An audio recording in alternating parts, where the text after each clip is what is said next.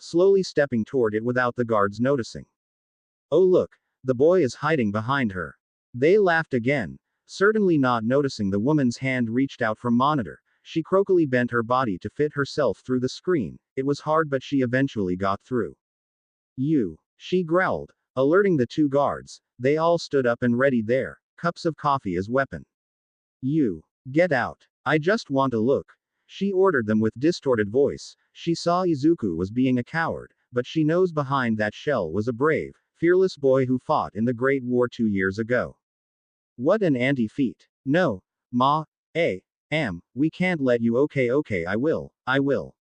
He quickly changed his mind when she readied her claw to shred him. The other guards, whose pant had a stain, ran out of the room. The woman gritted her teeth as she watched Izuku. The boy, she didn't have anything to describe the boy.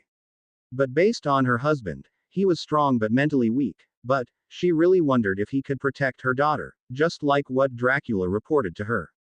Let's the horo rrrbeginn. So, if you don't want to get scared, always expect a jump scare. That was kinda useful to say, just like some white tall dude said, keep your expectations low and you will never be disappointed. Kaminari gave his mother his grades. Mrs. Kaminari sighed and smiled. She shouldn't have expected this much. Denki smiled before his mother took out her sandals of chaos. Come here, I am very proud of you, my son. A single tear dropped from one of Denki's eyes. Then, KS for the tips. Izuku stammered. He looked at the dark corner, expecting some skeleton would pop out from there. But when he reached there, nothing. No thaw. The skeleton popped from under his legs, not classical ceiling drop. See, always, expect. Reiko whispered while Izuku was breathing heavily. Told ya, always listen to your women. Daigoro dodged Nana's punch. Izuku realized something. Why didn't he use danger sense? But do those harm you physically? I'm sure trying to scare someone off isn't going to trigger it. Ah shit no, now he must go on his own. He turned to his left and saw it. Ah shit. Izuku prepared himself. Meanwhile, I'm scared, Toshi. Inko shivered as the sound of distant laughters coming from every direction. She silently cursed him for bringing her here. Yagi chuckled and scratched his head. He thought it would be fun to have a date here. It's okay, Inko. I will protect you. All Might went over protective move, carefully inspecting every corner, every hidden passage or gap. He will protect Inko at all cost. See, nothing is gonna happen. Toshi turned to his right to see Izuku, whose eyebrow was raised higher than his hair. All Might, young Midoriya. They just stood there. Their eyes didn't blink nor move. Toshi and Izuku were just wondering why they were here. But only one thing lingered in Izuku's mind. Who comes with you? All Might gulped. Shit, he never thought young Midoriya would be here. This is only for couples. All Might gulped again. His face turned pale as the boy's eyes narrowed. What are you doing here? All Might found his throat frozen. He couldn't speak, but he couldn't explain him. His dates, two of them were interrupted rudely by Izuku, but he can't mess this up. Just new girlfriend. Nothing much to do here. I must go, young Midoriya. All Might ran away, much to Izuku's happy expression. The boy was glad that his teacher had finally found someone to live the rest of his life, not being retired and alone. But who was his woman? Inko sneezed while being carried by All Might, who was now running away from Izuku. Reiko appeared beside Izuku. Izuku, are we going? Why, yes. Izuku was still wondering about All Might's secret girlfriend. If he was not wrong, the next obstacle would be NTR, aka no touching Reiko. Why did he call it like that? Well, the rules are simple. Protect your girlfriend from the evil until you reach the next door. Wait. They did say that the second challenge was to protect your girlfriend from danger. He widened his eyes. Protecting her. Aw shit, he hates doing this. This is just keeping an NPC safe. But Ashley Graham, considering Reiko was super attracted to spooky stuff around her. Reiko touched the candle curiously while a hand was slowly trying to grab her. Izuku blew a raspberry before catching it and redirecting it to another hand. They catched onto each other and tried to pull it. Basically, Izuku just created a tug of war but hands game between them. This will be easy. Izuku did the same to all of them. He thought it would be fun to piss them off, while Reiko was curiously walking around with his protection. Ah, we almost made it, Reiko. Reiko turned around to see. No one at all. Izuku was gone, but she just shrugged and went back to her business. What the, Shinso? Izuku opened his eyes to see. Thanos-haired boy was standing in front of him with his signature scaft. Hitoshi chuckled. What the hell are you doing here? Let's just say, I volunteered to be here. So, no personal business. Hitoshi quickly used his tape to immobilize Izuku, but the boy was too quick for that. Deku quickly moved his hands around the tape and spun around to get Shinso close to him just like what Captain America did to Peter, but Hitoshi jumped and dodged him. But I know you won't be interested in these things, tell me who hired you to do this. Izuku demanded some answer, but Shinso just smiled. Yeah, you're right, a woman told me to test you, so don't mind if I stop you. Hitoshi grinned widely and threw Izuku away. The green boy quickly stood up again, while Reiko was being Reiko. Just give up. Quirks aren't allowed to be used here.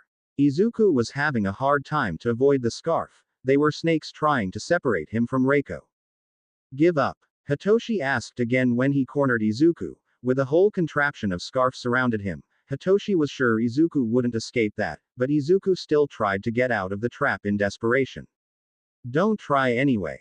But I refuse. Izuku gritted his teeth, but he couldn't deny it. Hitoshi was in the edge of winning. Izuku had no chance now. But no, he must impress Reiko, or Dracula would suck all of his blood.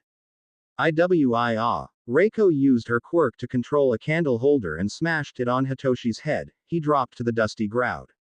With him being disabled, or smashed to unconscious, Izuku was now free from his grasp. You're late. She dusted her hand and dragged Shinso to the corner. I was busy. Yeah, she didn't care about that. With the nuisance eliminated, they continued their journey to conquer the haunted house. The next challenge was kinda easy for Reiko, scaring back someone, and Reiko overdid it with nearly all of them. The very next one was Ouija board. He and Reiko communicated with a ghost. No, the ghost of Sparta. The spirit yelled and screamed for vengeance. After that, they summoned Hachishiku-sama. She was trying to kill them, but she was quickly killed by Ghost Rider. What the hell just happened? Izuku soullessly walked to the next door, which contained just a red orb. What is that, Reiko? Ah no, I just wanna check on the door. Izuku went off somewhere to look for the exit while she calmly walked toward the orb. Her eyes slightly widened when she took a look. It was Davoth's sphere.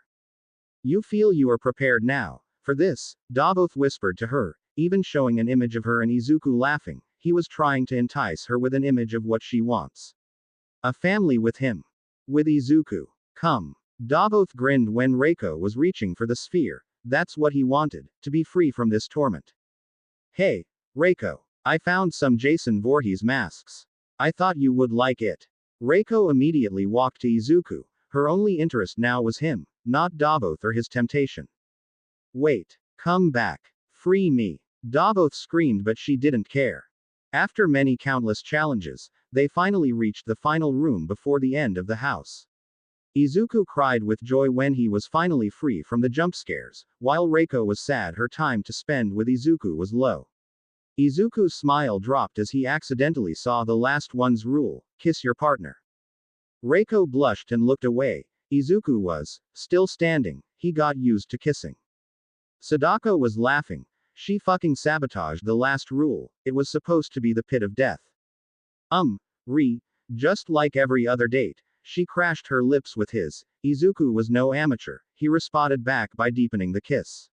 Also, Izuku noticed that only 2 more couples made it, with All Might kissing someone. After a while, they departed. Reiko shyly looked away and ran to the door, with Izuku behind her. I'm sorry, she whispered. Izuku nodded. No, it's fine. I'm totally fine. He patted her shoulder to assure her with a big, dumb smile too. Congratulations. The winners are here. The announcer turned out to be Dracula. Yes, my daughter has found her love. Good thing is Sadako muted her husband so no one could heard that. Sadako held up her old camera. The photo was blurry and unclear, but she could see them kissing. She grinned.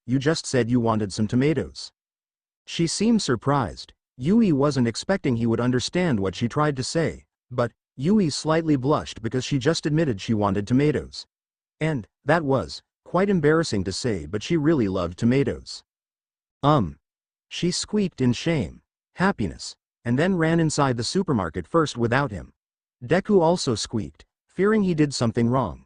All the surrounding people started whispering about something. He hoped that they weren't talking about him or Kodai. Man, did that green boy just rhyme with orange? Bro can challenge Eminem.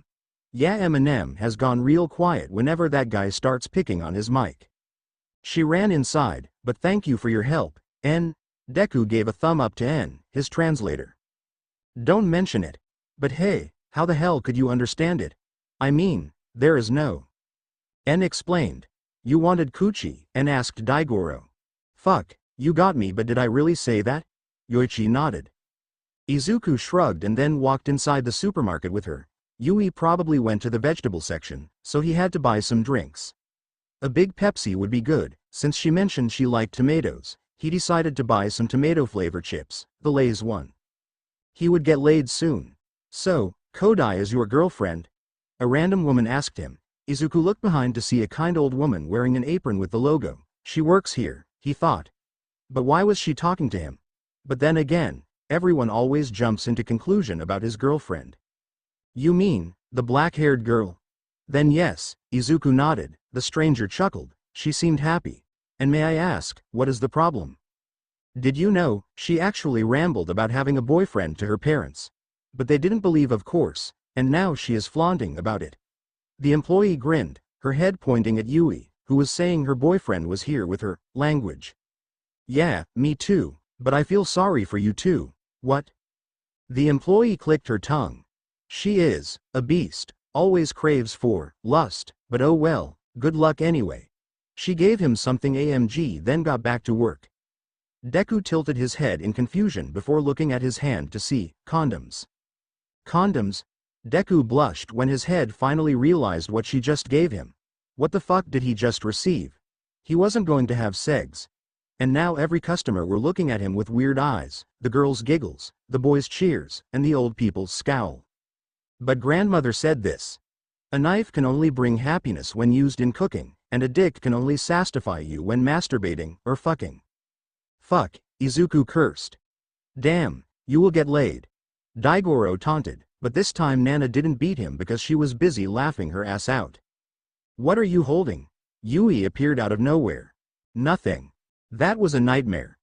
Learning her language, buying groceries and then getting embarrassed by condoms, Daigoro's constant jokes and Yui. She was goddamn quiet, stupidly quiet to say. Izuku let out a groan as they finally reached her house. It was big and Japanese-looking house. It even had a lot of stuff that didn't match its regular size. That must be Yui's doings. She said we were here. N whispered. Ah, then, let's go. Izuku did the women first, and told her to go in. Yui hummed before opening the door, and immediately her father tackled her into a hug. Welcome home. Izuku guessed dirty things are passed through the genes. And you must be Midoriya Izuku. Izuku bit his lips. He seemed nice and goofy like a true dad. Yes, it is me, sir.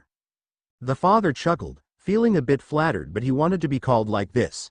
No, Midoriya-kun. You can call me Dad-in-law, or simply Mr. Tanuzi. Ah yes, the classic son-in-law trick he always encountered in every date. It is getting really annoying to him now. Come in, come in. Tanashi made way for the couple. Izuku nodded and went inside with Yui. The father insisted he would carry the bags for Izuku. The boy gladly gave it to Tanashi. The father chuckled at the sight of his daughter clutching Izuku's hand like he is a doll or something. It was quite a sight to see that his daughter was happy. Yeah, he couldn't even guess that emotion behind that mask can hold condoms. Kids, sit here, I'll go prepare dinner tonight. Yui sat him down on the couch. She was generous enough to turn on the TV for him too. Izuku hesitantly nodded. He sighed as she disappeared to the kitchen. So, how did you two meet? Tanashi's words rang in his mind. Wait, it wasn't like that, Tanashi was whispering. Izuku flinched slightly at the teaser voice. We're indeed in a relationship, but She is still so confusing to me. Tennessee nodded with a smile, patting Izuku's shoulder to show some sympathy. Yeah, I know, kid. You could say the same to my wife, and also I still haven't learned fully about their language. Izuku chuckled. Hey, that wasn't so bad. He was of course a bit energetic, unlike Yui. But he surely was a good person to talk about relationships or stuff like that. Mr. Tennessee, have you ever? Don't call me Mr. Just call me Tennessee-san. We're pretty on the same boat right now. Izuku nodded, and then he asked. Have you ever have any conflicts about your relationship? Tennessee hummed and then laughed. Yeah, my wife and I often had non-verbal argument. No. I mean about conflicts, but multiple partners and stuff. Where you like two girls but you can't choose both. Tennessee froze, raising his eyebrow slightly at the question. Can't choose. He hummed, thinking what to say. I had a similar situation in high school. Back when I was young, and horny if you wanna know. I had a crush on two girls, one was a popular Gyaru girl, and the other one was a black-haired beauty. Damn, that's just literally you, but yours is just multiple 7. Daigoro laughed. And who did you choose? Izuku gulped. Tennessee looked like he was having a regret or something, Izuku couldn't tell. Well, of course I goddamn chose the black-haired beauty. The other was a hoe, and now she is currently being a single mother somewhere. Izuku was having thoughts running in his head. If there are options, he should choose the best. But, what if the options never have any difference? What if they are all the same? Imagine all 14 girls just confessed to him, and all of them was super nice to him, would choose one, break all of the rest's hearts. And would he have to choose all? But nah, kid. I was young, as a kid back then I chose. Shit, if I had the chance to choose again, I would have picked both. But an accident forced me to choose her. Tennessee just dropped another goofy dad joke again. A hand heavily patted the father's shoulder. Tennessee gulped and then turned to see the black-haired beauty herself. Honey, I was jokin'. She broke his neck. The base of his skull was still intact but his brain just stopped functioning. Holy shit. Izuku freaked out when Tennessee's lifeless body dropped to the floor, while his wife was standing beside him. Mrs. Kodai. Why? Why did you kill him? Quote. She said he was just unconscious, so no worry kiddo. N translated for Izuku. Oh, so he is not dead. She raised an eyebrow. She definitely just said that her husband was just unconscious, not dead. But it's weird to see that the boy from he is dead to oh he is still alive in just 1 second after that. So he knew the language. Quote. She asked if you were her daughter's boyfriend. Yes, Mrs. Kodai. Quote. She wondered if you two had ever had intercourse. Wait, what? Izuku squeaked, his face burned with such heat at the question. No. We still haven't done it, only after the wedding. She smirked, but no laugh escaped her mouth. We will see. She went to the kitchen with her daughter. Tennessee groaned as he came back to life. I swear this is the 3rd time this week she used on me. Izuku sighed. This is just Uncle Masaru and Auntie Mitsuki, but reversed.